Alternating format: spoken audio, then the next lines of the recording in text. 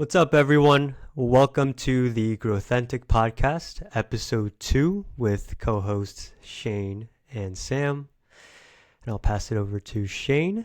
Awesome. Welcome, everybody. Welcome to episode 2. We're going to hop right in. We got some fun stuff for you this week. We've got some tips out there for entrepreneurs on alternative ways to get to mortgages. We then go into some continuous learning, including a few nuggets about parenting toddlers. And then we finish it all up with the ways to avoid the 4 results ruiners. Hope you enjoy. Yeah, welcome. Hey, Shane. Hey, Sam. How are you, buddy? I am doing fantastic. How are you? I'm good. Happy Friday. At least today is Friday at the time of recording. All is well, man. All is well. What a busy week it was. I can't wait to dive into some of the things that have happened on the personal side. Lots have been going on the business side. I think, without going into too much detail, I think a lot of the things that you and I have spoke is starting to materialize as far as how I'm thinking about kind of scaling my business. So I'm so excited to share more about the recent developments, at least within my mind, and what my heart is telling me to do. So yeah, it's been quite the journey of 5 days. It feels so much longer this past week. So much going on, and yeah, I love that we have this time every single week to talk with one another, share experiences. So yeah, I'm ready to dive in. It's going to be a good one for the folks today. Yeah, likewise, I agree. It's been a week here as well. Busy, fantastic in so many ways. A lot of big momentum shifts on our side and changes ongoing. So, and a bunch of stuff, both on the personal side and on the professional side, that I'm excited to get into. Both, overcoming challenges and keeping things moving, as well as some places where we've got some nice momentum going, and share that with where we're at. But I'll let you start off and give a little recap of your week and where you're at. Yeah, I mean, let's start on the personal side of things. I mean, I could not have timed this any better. Uh, right before we hit record, turning off our phones while putting it on do not disturb mode, I got a flurry of text messages. And if our audience does not know, I've been in the process with my wife. We've been in the process of closing on a condo. Since we got married, we've been living somewhat of a nomadic kind of remote working life, which has been, if anyone listening has an opportunity to do that, no matter where they are in their career, how old you are, if you have that opportunity, I would absolutely take advantage of it. But in any case, it's been 2 years of a lot of moving around, experiencing different cultures, working in some odd locations at times too. And we finally decided that, hey, now's a good time to kind of settle down. And I literally just got a flurry of text messages between my wife, agent, loan officers saying that we are clear to close on Monday. It's been a bit of a journey, which I actually want to get into a little bit, because I think there was a lot of learnings coming out of trying to purchase a condo as a solopreneur, not working a W-2 job anymore. I think I can share a lot of tips if you are in the same boat. So Yeah. what a perfect way to go into the weekend. I'm absolutely thrilled. Can't wait to go see my wife after, give her a big hug, because she was playing an immense role in getting this thing through to the finish. Oh man, that's so powerful and moving. It's been a journey, and I think I caught on to probably right at the beginning of that journey was where we reconnected. So I've been kind of tagging along here on the outside looking in, and it's been a little while since we went through our home purchase, and we did it during COVID, actually. We're very fortunate the way the circumstances worked out for us. We were moving back here from Denver, and getting ready to start a family, looking for a home. And just so happened that with our relocation package for the company I was working for, we had to buy a house within 3 months because all of our stuff was in storage and the restrictions on the support from the relocation were about to run out. And so it was right in the heart of COVID, March, April 2020. Weird experience going and trying to buy a house at that time, but it ended up working out really well for us. There was not a lot of people shopping, obviously, at that time, and we were able to find a really great place and settle down before kind of it even got, I guess, further ramped up and things got a little bit even more restrictive for during COVID. And we were also working at home. But so yeah, it's been a number of years now since we went through that process. But man, probably not too many other purchases will top that purchase of a home or a condo or a townhome. So that is super exciting and a huge gift to unwrap for you and your wife. And the other part I'm excited to hear about is your experience as a solopreneur, getting in and going through that kind of loan process and getting approved for the mortgage and everything. Because as other solopreneurs are out there, like even myself, looking at buying bigger purchases like a car or something like that, similar, I would assume similar uh, thought process and work process would apply. So it'll be interesting to get your perspective on that. 100%. You know what? Like this past week, I've had so many discussions with my CPA around filing for last year's taxes, but also setting myself up for, I guess, more financial success in the upcoming year in 2025. And Hmm. why I bring that up is because one of the most important things, whether you're buying a home or not, if you're starting your own business, and heck, even if you are in corporate and making, you know, some money on the side via a side hustle, I cannot stress enough how important it is for you to find a great CPA. A CPA who understands your goals, your current situation. Because believe me, there are CPAs that know exactly the type of work that you do, the type of trajectory that you want to be on.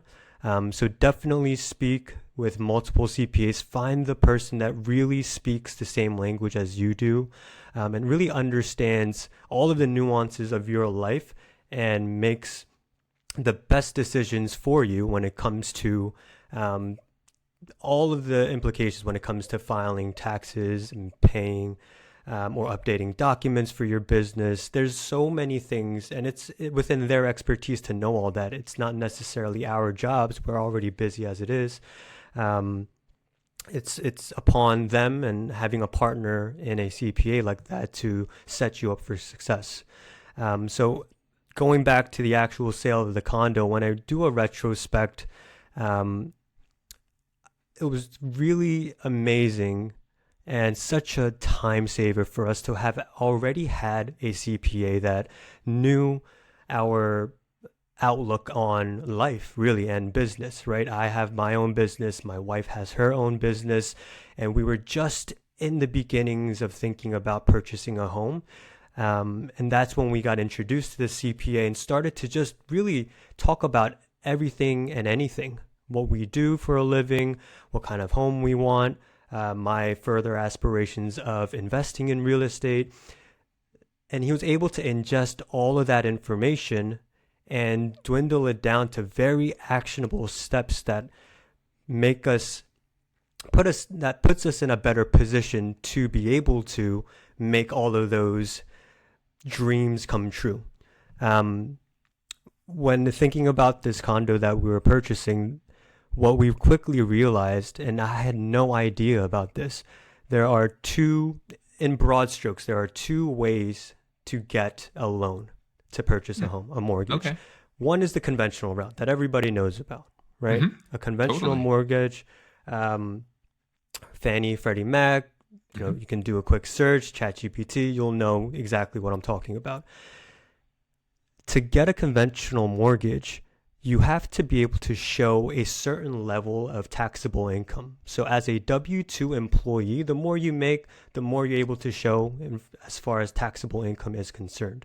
Hmm. Now, when you make the switch over, if you make that switch over to a solopreneur, the first thing everyone has in their mind, or maybe not the first, but one of the first few things that people have in their mind is this idea of, wow, I get to write off a lot of expenses.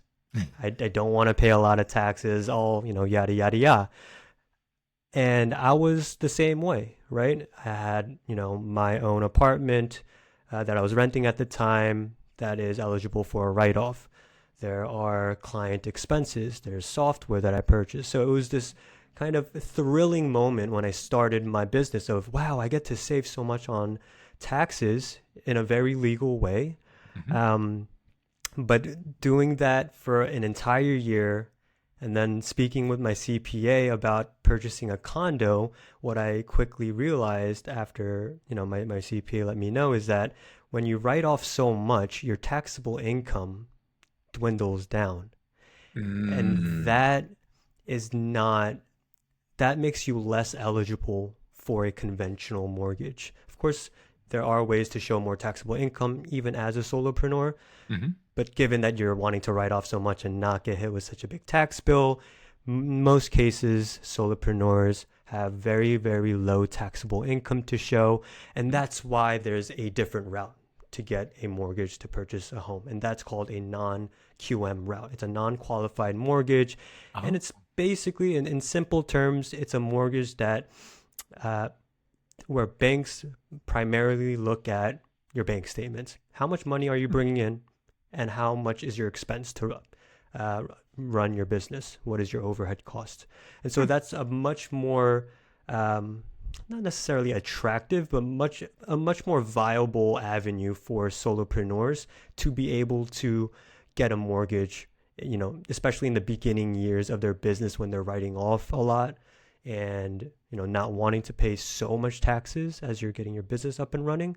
That is an absolutely great avenue for you to still be able to purchase a condo or a home, or to get a mortgage, if that is what you want to do, if that is part of your goals. And yeah, I thought that was you know a huge learning from the beginning. And it probably would have taken a lot longer for me to get all of my documents, my income all situated in the right way.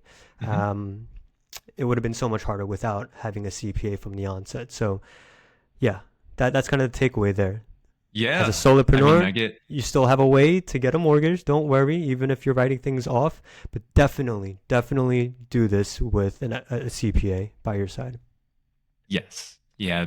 Two big takeaways there that would really probably accelerate both your business and your personal financial situation and get you into if you want to get a mortgage for a home. I would agree and echo first point, getting a CPA or a financial advisor who also has a CPA on staff.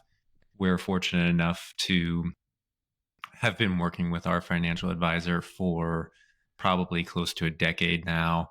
And it has been completely transformational for us because we're able to talk to him and he can view our situation both subjectively, but also understanding that he and his firm have hundreds of thousands of clients. And so they kind of have playbooks on how to approach certain situations and look at risk in certain ways. And it's actually similar to you. Our financial advisor was a huge part of our decision to buy a home out here and selling our home back in Colorado when we departed.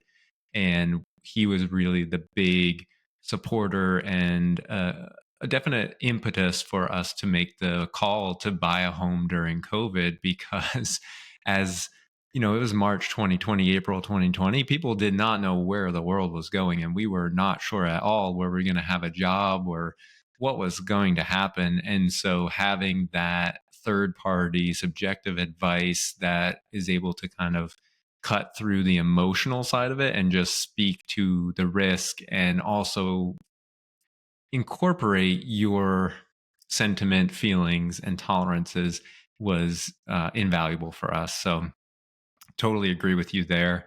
And then for all those solopreneurs, entrepreneurs out there who might be looking at getting a mortgage, that is a huge unlock for you're sharing your experience, because the non QM loan, is that correct? That you can go that route. I didn't even know that existed. So for all those folks out there, that is a huge nugget to take, and know that there is an alternative route when you don't have necessarily the large W-2 income that you would if you were working for any other employer, where you're going to be having that taxable income hit the W-2 and go through each year. And it's a relatively straightforward process.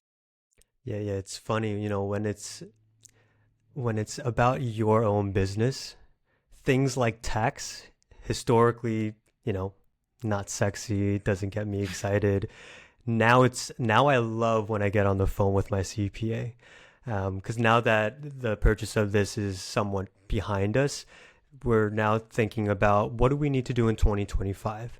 And I think a big focus, and I'm sure I'll have more kind of concrete updates around kind of positioning my business in a way that is favorable, from a tax perspective all the way to an income perspective, but also making sure that I'm complying with all IRS regulations.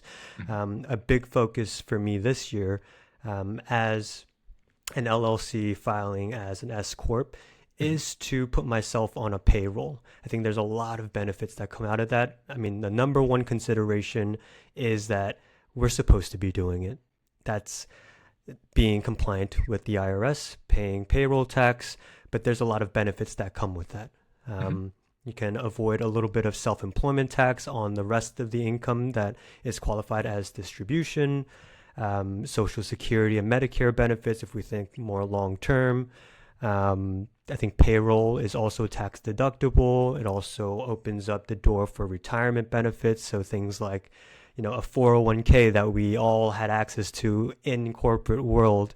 That's something that kind of disappears when you start your own business. But going down this route allows us to then open up a solo 401k account. So I think the benefits are vast. There's a lot of options. There's a lot of good reasons to do it. But of course, the number one reason being that we do have to do that under the IRS guidelines. So I'll have much more to update throughout our journey in future episodes. But yeah, just really hitting home that um, it's so important to have a CPA that you trust, a CPA that knows what you're doing, and really working with him or her on a regular basis to make sure that you end up in a good spot to be able to make those big life decisions when they come.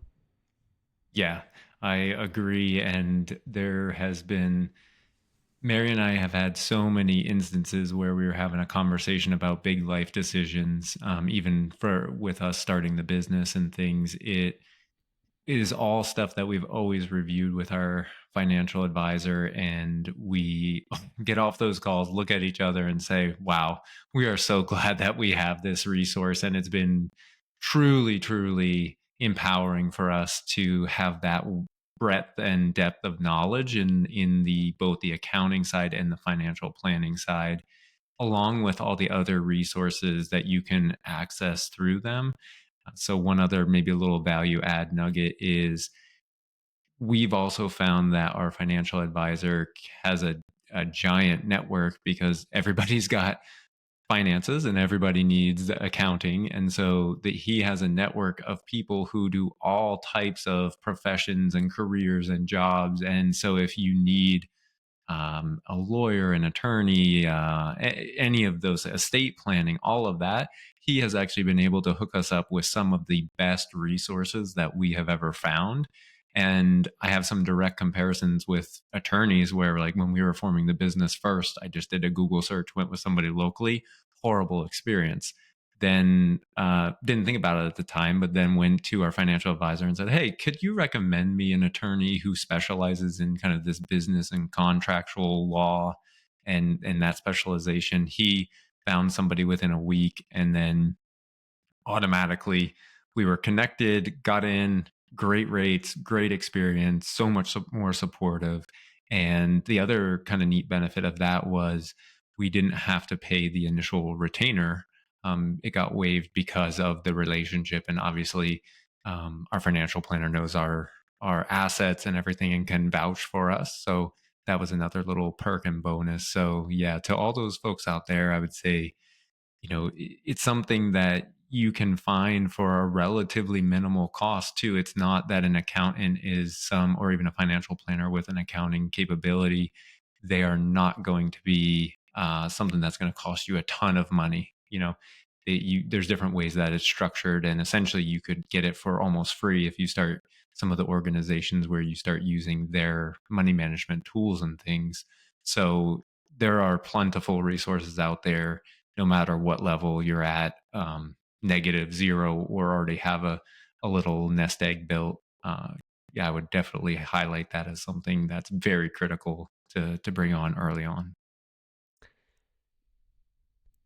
So tell me a little bit more about your week. That's exciting about the house, and I think we did a great job going through a huge piece there with the CPA and financial advisor services to get locked in there early on. And what else you got going on?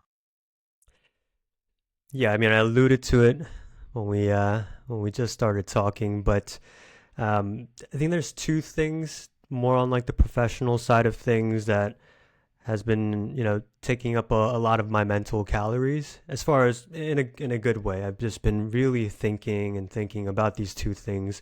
And the first one harkens back to our first episode around goal setting. And I remember just listening to you about um, the importance of jotting your goals down, like the physical act of putting it down on paper, and maybe more importantly, revisiting those goals on a specific cadence. And I left, our first episode thinking that, well, first off, I don't do that, right? It's very conversational for me between my wife and I. And so I really, took a step back and really thought what I needed to do as far as making sure I'm keeping myself accountable for all the goals that I had.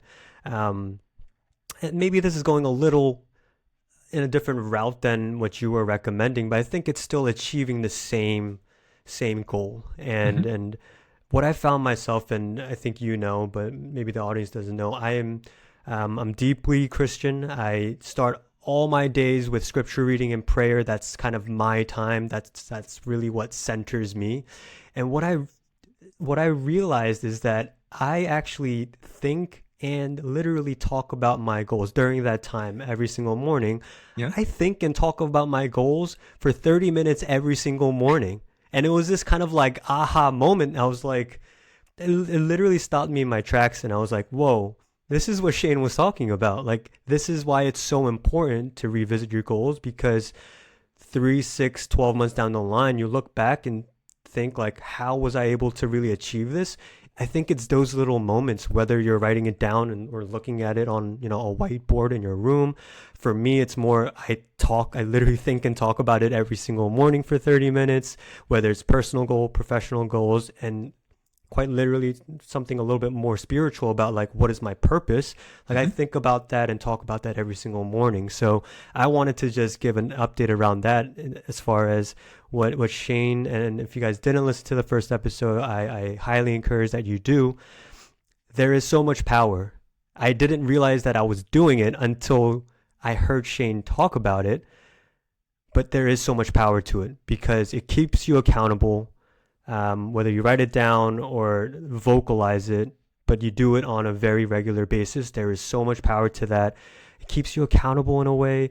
It also makes you revisit some of your goals just to sense check if like this is the right goal.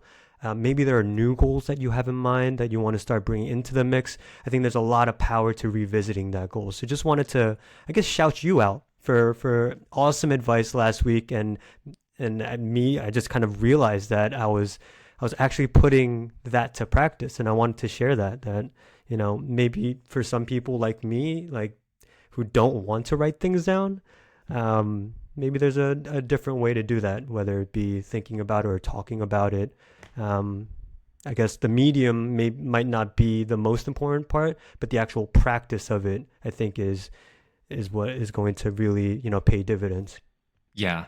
Oh, totally. And it really underscores the importance of having a habit in your life where you can have the space and time to revisit those. And whether it's written down or visual on something like a vision wall that you store on your phone or actually print and put on your wall, it is.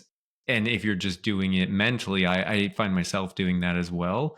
I'm also a very mentally visual person, I guess, per se. Like I can imagine things in my mind and see them and talk through them. And probably a similar experience to what you're describing. And so I will often open my goals, but there are also times throughout the day where I'll do it in the morning when I'm journaling, but then throughout the day, I can see those goals that I've written down and gone through and then revisit them and make sure that what I'm doing is it progressing towards the total end game for each of those areas.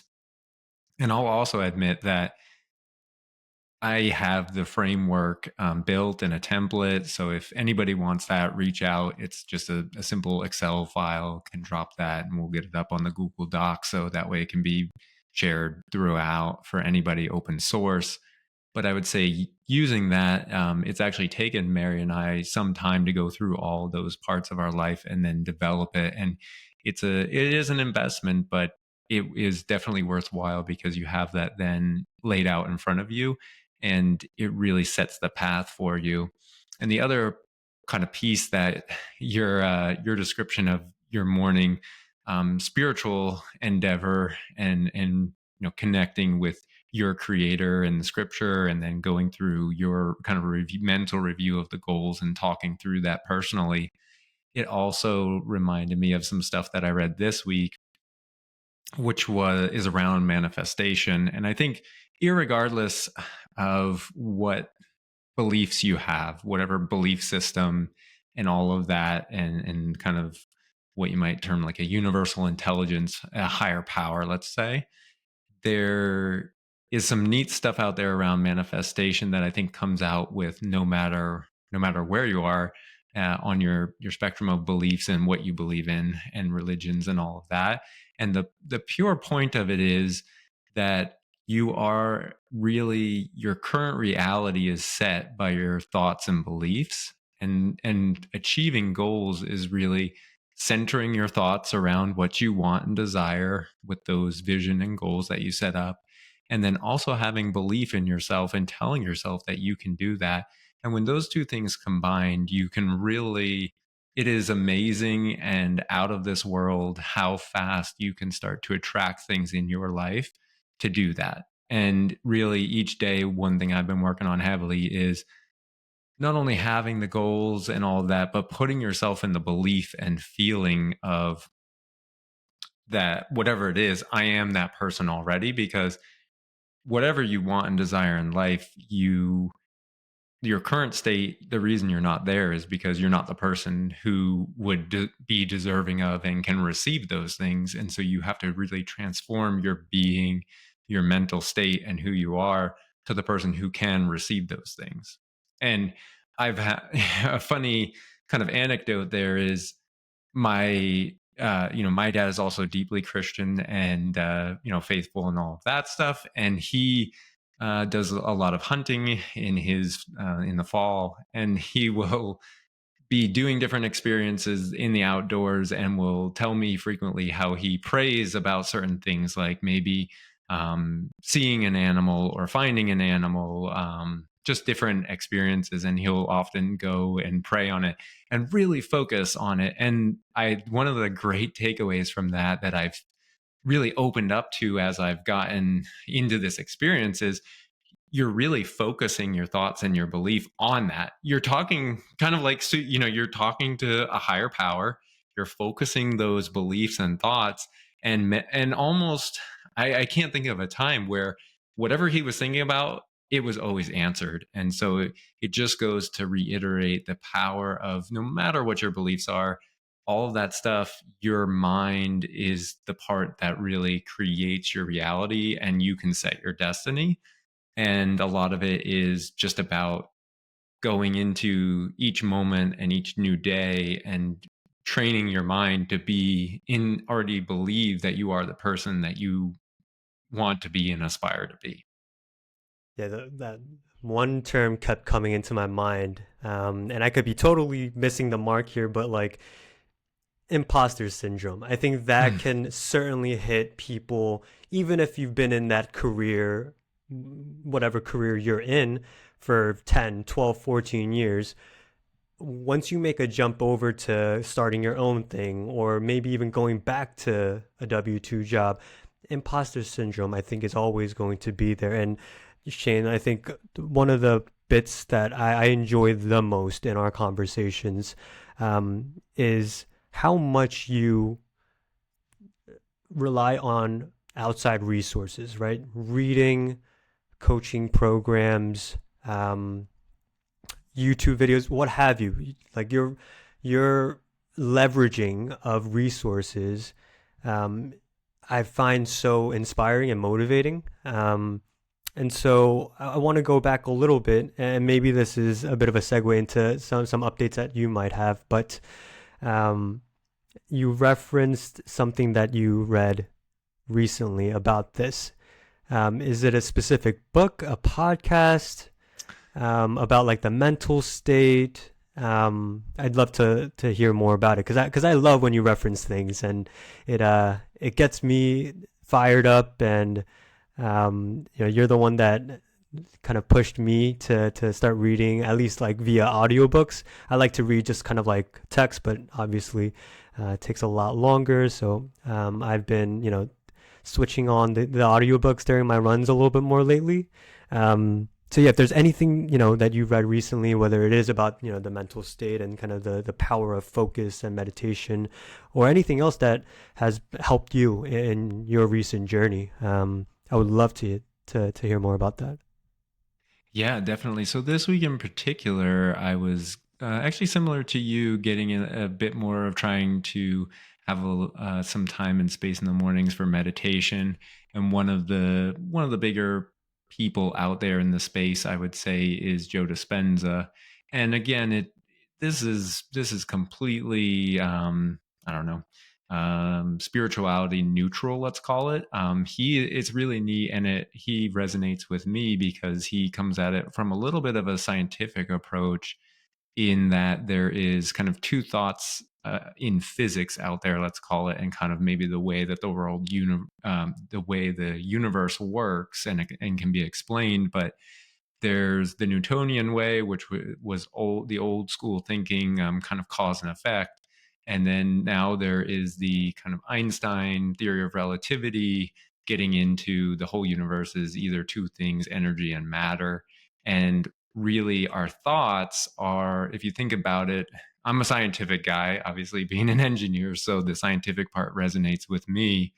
And really, your thoughts are little waves of energy. And so when you start putting those out there, and the stronger you make those waves, those will reverberate back from the universe and bring into the things that you are focusing on.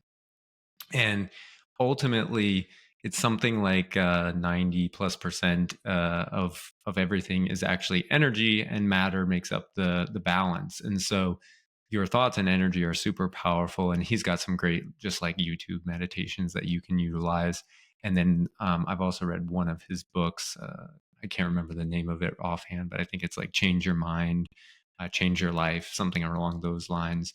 And that's been really, really eye opening for me, because that's an area of my brain, and kind of historically something that, as a pure engineer mind, that I did not tap into that early on, even in back to college, even into high school. Really, I would say it's been a existential movement for me, and that was something in high school I could not resonate or connect with at all. It was very black and white, mathematical explanation of everything in the world.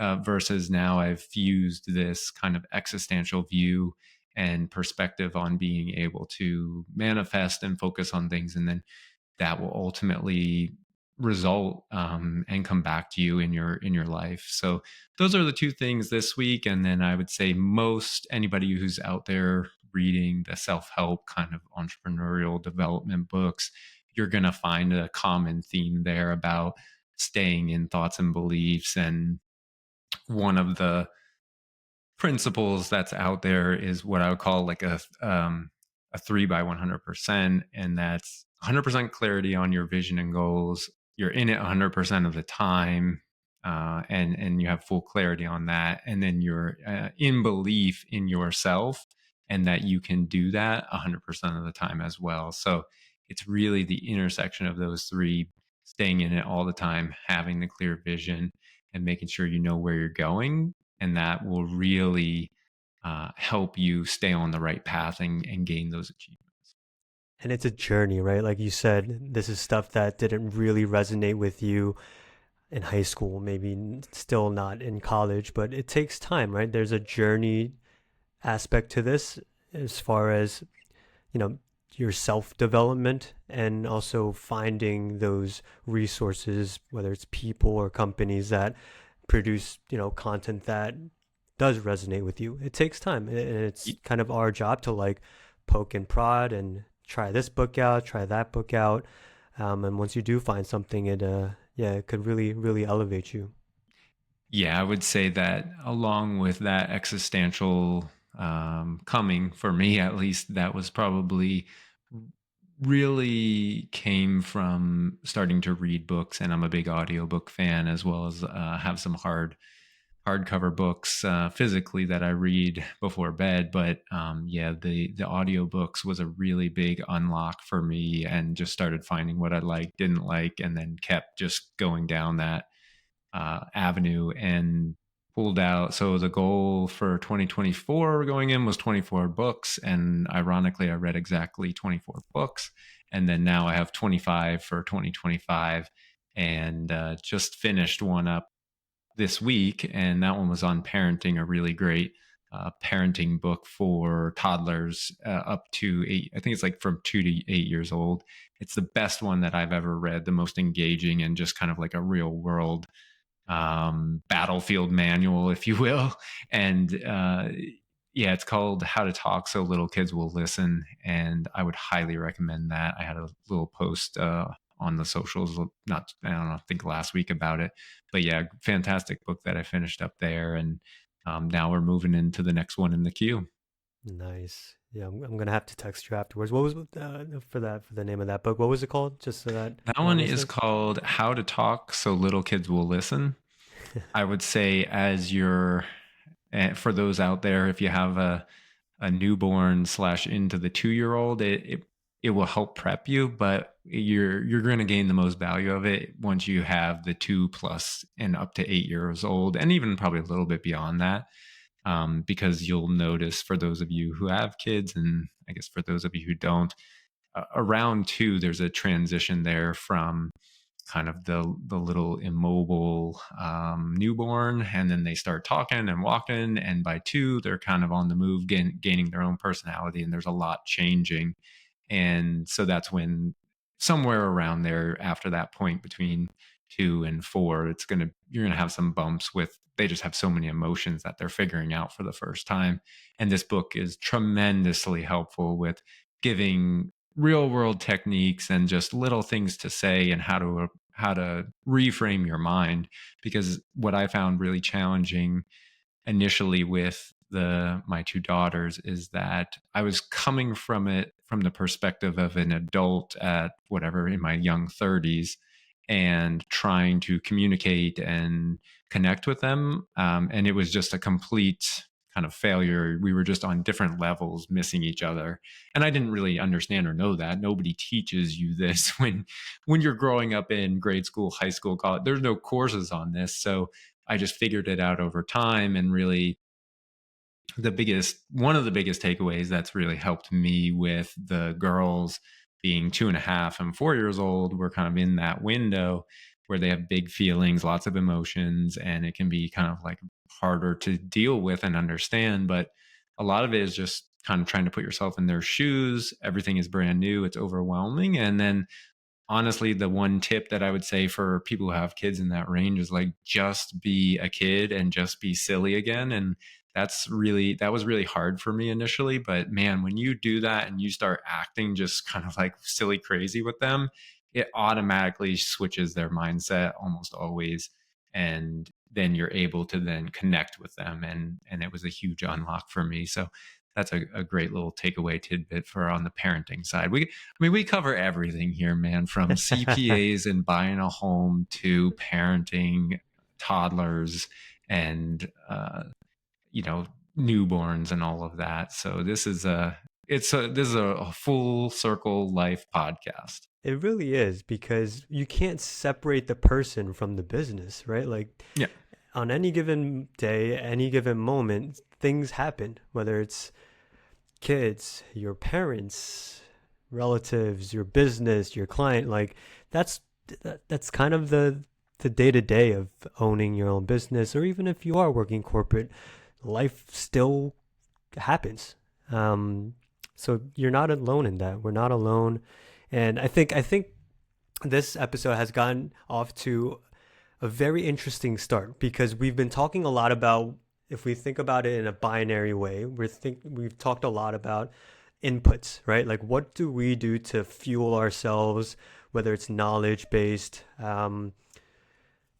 information, like I could go on and on. Like even this week, I probably joined my most favorite webinar that I've joined in Hmm. a very, very long time. It is much more specific to SEO. But Wow. you and I, Incredible. as business owners, as a father, you know, we want to keep learning Hmm. in all aspects of our life so that we can output the best versions of ourselves as husbands, fathers, friends, as servicing a client, what have Yeah. you. Family That members. everything, right? Hmm. Like there's such an importance in having that desire to learn, and be humble enough to realize that there's more to learn. Like you'll never master anything fully. There's always, more to learn in any aspect. So I think this podcast has gotten off to a start that perfectly resembles why we even wanted to start this, because we are lifelong learners and want to just share that, and hopefully we learn from our audience members along this journey as well. Yeah. But to kind of Oh, to kind agree of 100%. I was going to say, as you were talking through that, it just reminded me of the name of the podcast, like really growth and development, continuous learning, and then being authentic about it and how we apply that and how it's in our lives day to day. And just having that mindset of continuous learning will pay back in tremendous dividends over time with whatever it is you've got going on in whichever area of life. And it's all intertwined. And back to my Einstein theory of relativity, like we're all connected, and the energy waves are out there connecting our thoughts all of the time. And so if you open yourself up to that, it is amazing how beautiful the world is out there, and it just gives you that new appreciation. I'm I'm I'm grateful to be able to share that with the audience and then have our experience here to talk through it one on one and then have that shared out. So I appreciate that. Yeah. Well, look, let's flip it a little bit and go on the more professional side of things. I mean, Obnovit, what's been going on? Awesome. I'll give a little quick update here, and then I think we've got another little segment where we're gonna, if everybody hangs on, we're gonna go through. Last week was goal setting. Next up, we're gonna go through some of the common killers of not achieving those goals. So hang on. After I get through this update, we'll get into that part here in a little bit. But updates this week. Let's go. By the way, this Friday podcast is the best part of the day and the week for me. It is so, you've mentioned it before, therapeutic. And I use it as a time to recap and reflect and also kind of look ahead of what we got done and where we're headed. So this week was a totally interesting week for me because it's the first time in a long time where I'm home alone by myself. The girls are out visiting my in-laws, so they're gone. It's just my dog Hudson, 105-pound Bernese Mountain Dog for all those dog lovers out there. And we're home alone, holding down the fort. It was cold, snowy, windy this week up here in Pennsylvania. So it was an interesting week, very quiet, and it took a little bit of adjusting there. But I was able to really hunker down and focus and just kind of pour into the business this week. And my focal point for, gosh, the month of January really has been on the marketing and sales side. Back to the three parts of the business: marketing, sales, and delivery. Right now, we are trying to just overwhelm the marketing piece with leads. That's mostly been in the form of cold outreach using LinkedIn and other cold emailing techniques, as well as some warm stuff going back through the phone book, networking, and all that. I had a huge campaign after our discussion last week. A takeaway was go back through your LinkedIn connections. You can export them and then download them. And I made an effort to go back through those, and I honed in on a subset group of people that I went to college with in my mechanical engineering discipline. So there was probably like 15 to 30 of those folks that I haven't talked to in over a decade, and but are doing really cool things. So I actually had my first call with one of them earlier this afternoon, and the energy and what they're doing, and then we had some overlap with things that are going on, and before you know it, boom boom, we got a follow-up call to look at maybe helping him out with some technical sales stuff that he's got going on.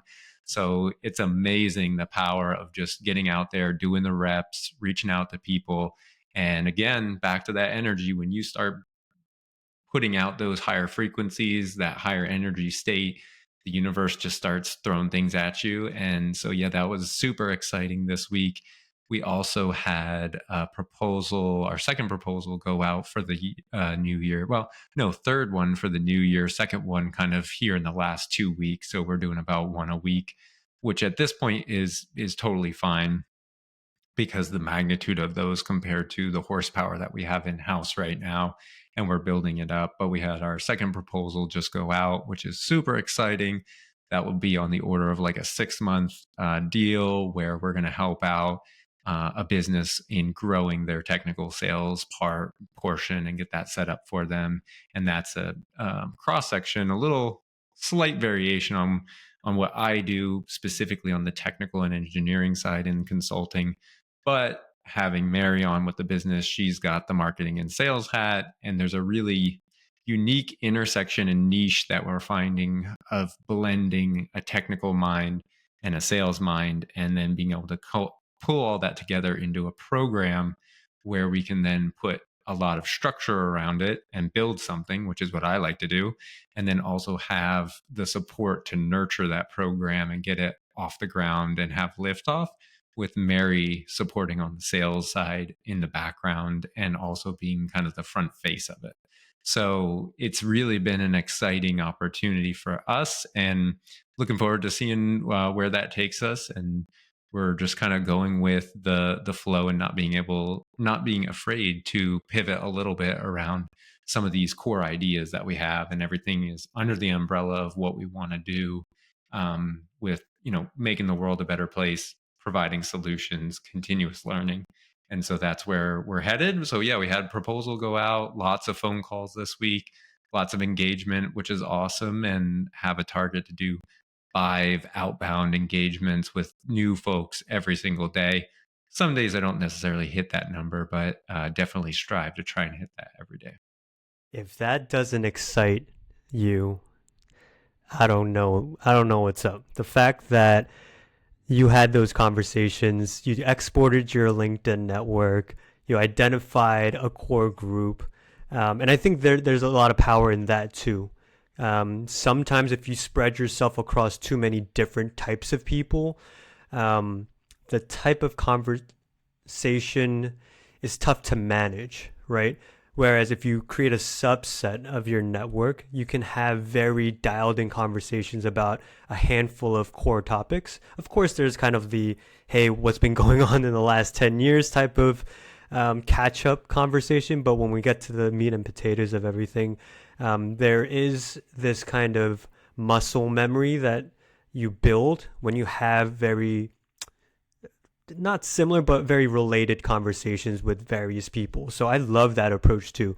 Maybe don't brute force yourself and speak with 500 people across the board. Maybe take it like as a subgroup at a time, so you have really dialed in conversations with those folks. And the fact that there's a follow up call with one of your people in your network, that's so exciting. And the fact that it was after only a handful of calls is extraordinary too. Sometimes it can take 10 to 50, even 100 cold kind of outreach calls to then get traction with one or five people. So, I mean, that rate of which a cold call has kind of turned into a potential engagement is fantastic. And I don't know, it got me so excited. That part of it is tough, but it's also so rewarding. Yeah, definitely the lead generation prospecting area, and then tying that into getting into kind of the discovery call and converting over in the sales pipeline per se, and the sales process into a closed deal is definitely challenge the most challenging part, being that kind of top of funnel piece. But we when Mary and I set up the program, and we're like, okay, we're all in on this. We got to really like, there's no, we burned the boats. There is no turning back for us at this point. We have obviously some contingency plans and stop gaps in place, but we got to the point where we just had to kind of burn the boats, which is a reference to Napoleon, I believe, where they would actually go to a new country, and they would make them burn the boats for the army. And the only way they were getting out of there was they had to win the war and take the boats of the other party. And so, like, that means there's no looking back and there's no going back. So the only way here is for us to just keep going and win and succeed. And when we did that, we looked at like, okay, what's our fastest way to gain traction? And really, it's going through all the people that we have, and then trying to condense that down into the folks who have the highest potential to reconnect. Both you have a good energy connection with them, but also they're doing something similar or interesting where it might happen. And I've also had some conversations where people are doing lots of different things, and it would be like, I just talked to another former colleague actually who is in marketing and sales at a very high level. And it turns out he was working on some stuff out in the Midwest that related to some of the alternative low carbon energy source projects that I had done. We had been in the same facility at different times, but this is in a small town in Minnesota. So, you just never know where the conversations and connections will take you. And I would just say, when you're starting out, volume is good to get the reps in, and then also try and have a strategy to go towards something that's going to be maybe a little bit warmer, more fruitful right out of the gate, just so you're not spread so thin. Yeah, absolutely. And look, congrats on the second proposal. That's super exciting. I love how it's requiring the expertise of both you and Mary. Um, that's super exciting that you guys can tackle these projects together. And yeah, I'm hoping for the best, and many more to come, man. Um, Thanks. Yeah, appreciate that. yeah, We're excited for it and looking forward to that, as well as other opportunities that we're trying to work on for next week and beyond. But yeah, I would say this week was again really a big marketing and sales focused week. Also, don't the beginning of the week had a little bit Achilles heel, a little tender, just a little tweak, working out and stuff. And that, I also noticed one big point I wanted to make sure that I went through this week is, and that you'll probably be able to relate, is when both in business or in personal side, like working out, if you have a setback, you're going to have setbacks. I mean, honestly, when you are trying to make a change in your life, life is going to throw you the biggest monkey wrenches you could ever imagine. And it's going to really try and put you back in your lower energy state and where you used to be, because that's just easy. And that's where your reptilian brain wants you to be, nice and comfy. But when you do have a setback, when you're breaking out and making a change, the big takeaway for me this week was, you're going to go through a bunch of emotions on the process. You're going to go through a little peak at the beginning. You're going to be optimistic. Then you're going to hit this, what they call valley of despair. And then eventually, when you go through that, you're going to get back into this transformed state on the other side. And for me, you just got to be able to ride it out and go back to your why. That is really the piece that's going to help. and get you through that. Because if you hit that valley of despair at the bottom and go back, you get this in this loop where you get a little bit of um, a boost because you have this kind of optimism to start something new, but you never really make any progress. And so you got to really push through. And so with an injury, it kind of put a damper on my training, but I reframed it. That's another piece I've been working on, is reframing your situation. And I reframed it and said, like, oh, must be a sign that I need to work on some other strength areas as I'm training for this Spartan Ultra that's going to require strength in all areas and not just the long endurance. So where I had some really great workouts this week in different fashion than I had been, which is good. And it was a way to kind of lift me out of that and then translate that into the business. It's all intertwined. My mental state was so much better. But yeah, for those of you, if you got a goal, going to the gym, working out, getting up at a certain time, whatever it is, if you fall off, don't be worried about it. Everybody has a setback and you fall off. It's about how fast can you get back on track. And really, the things that are going to help you with that are making habits, having discipline, and then going back to your why and understanding that you have your long-term vision there, which is your purpose, your why are fused into that, and you're heading that way. 100%. I can't count how many times I thought about quitting running because I had so many setbacks. But once you push through that and reframe what you're going through, like Shane said, and you come out the other side much better. For me, that meant finding the right diet, training schedule, program for me to now be able to run 20, 30 plus miles in a week without any pain. It's a glorious feeling, and it is so intertwined. And I don't want to spend more time and get in the way of the topic that we have planned today, but the last thing that I'll say, and we'll definitely dig into this more in future episodes, I can definitely see the latter half of 2025 and 2026 being filled with those types of setbacks for me on a professional side, because I've kind of hit my goal for what I wanted to do. I've gotten that proverbial 3 to 4 day work week. Everything is great, but now my mind is, what is that next thing that I want to do? And we'll get into more of that. But like Shane said, as you're fired up about starting a new thing, whether it is a business venture or a new fitness goal, there is going to be setback. It's about how you deal with it. I know there's so many things out in social that say this and you might not believe it, but hear it from two people that are experiencing that on a week to week basis, setback after setback. But it's really about what you do afterwards, reframing that and coming out a better person or as a better business. That's what it's really all about. And yeah, I think we're going to have lots more to share just purely based on our experiences around this. But without Yes. further ado, I would love to dig into our topic for this episode, which is those distractions, those things that pull you Yeah, away from your things goals. that might end up killing your progress towards your goals. And I'm gonna Ouch. actually wrap that all into one big ball right now, and we're gonna go for kind of the more structured walkthrough here and combine that with pitfalls, because really this week, this piece is about pitfalls, and I've got four of them. So the four results ruiners out there for everybody.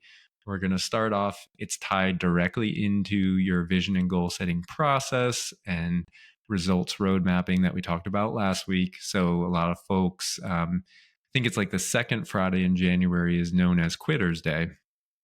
And that's because it is the second Friday in the new year after everybody's got their goals, right? Weight and gym and waking up early.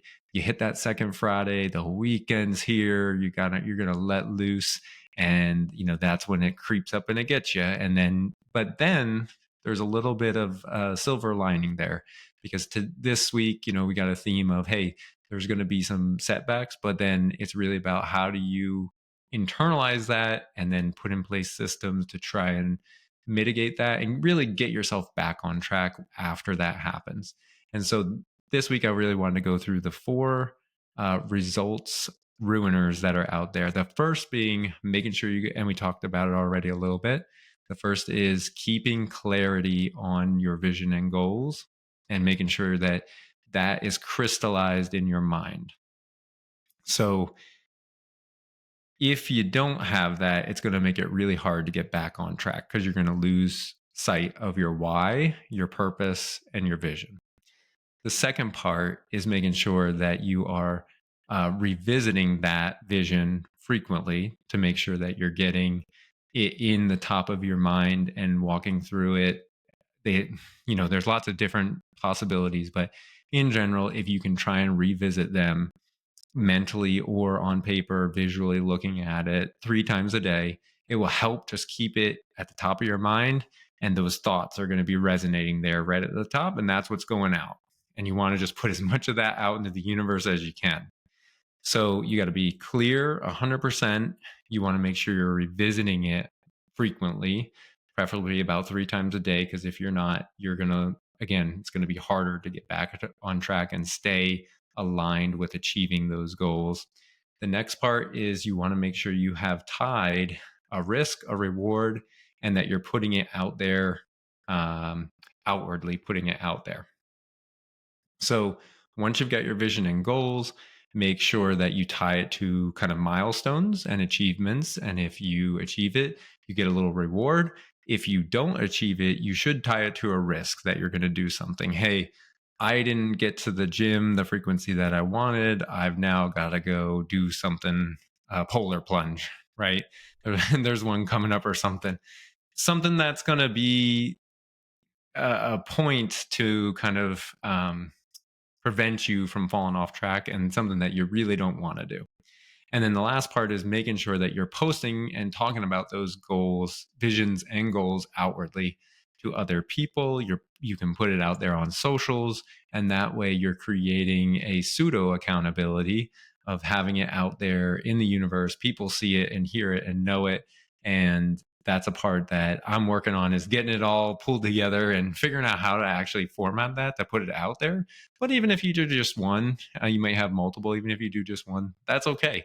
Just put it out there. And the more you talk about it, it's amazing how when you talk about those things, even if people can't understand it and might be skeptical and all that, that's okay. That's their insecurities speaking. Be confident in what you're doing, and you'll see those results come over time. And then the last part is making sure you've got daily standards. So making sure that you have set up a process and actions that you're going to take every day to get you to achieve those goals. So that might look like, hey, I'm going to wake up at this time. I'm going to do this particular thing in this order. I am going to have these resources that I need. Like if it's a running goal, you might have your nutrition might be a big part, your sleep, your wake up time, when you're getting your workouts in. If you set those standards, then you will be guaranteed to achieve those results. And if you're meeting those standards day in and day out, make it a checklist type thing. Pick 3 to 5 things that you're going to do every day that if you did those, you know you will be 100% guaranteed to achieve your vision and goals. And that is so critical, because if you lose that part of it, it's very easy to spiral during the day and get caught up in a bunch of other stuff. So those are the 4 results ruiners. And I hope those will help everybody out there kind of make sure that they avoid the pitfalls. You're going to fall off. Something's going to happen. Something's going to come up. You're going to get tested. But it's about, what do you do that Saturday morning after the second Friday in January? That is so powerful, guys, and you can obviously rewind and re-listen to it, but you could also DM us. We also have growthenticpodcast@gmail.com if you ever want, Shane's mentioned, templates around goal setting. If we want a framework around these for kind of major distractors to not necessarily avoid, but really take head on and understand that with setback, building these parameters and standards allows you to get back on track. If there's anything around this that you'd like to, talk more about or want any material around, please definitely reach out to us via social or growthenticpodcast@gmail.com. I was writing down some notes for myself, especially as I look to the next phase of my journey in, you know, kind of evolving what Key Rise Consulting could be. I think um, I know for a fact these are things that I need to implement and put it more in a tangible and visible way versus just kind of thinking about it. I think there is some power to, putting this into practice in a way that's visible day in and day out. So I found it very valuable. Shane, thank you so much for sharing that. I hope the audience is able to take at least a few things from our session today. Any final thoughts here, Shane? No, I appreciate it. And I think maybe next week we should jot down a note to talk through your growth plans for Key Rise and I guess personally, professionally, because I'd be very interested in hearing about that.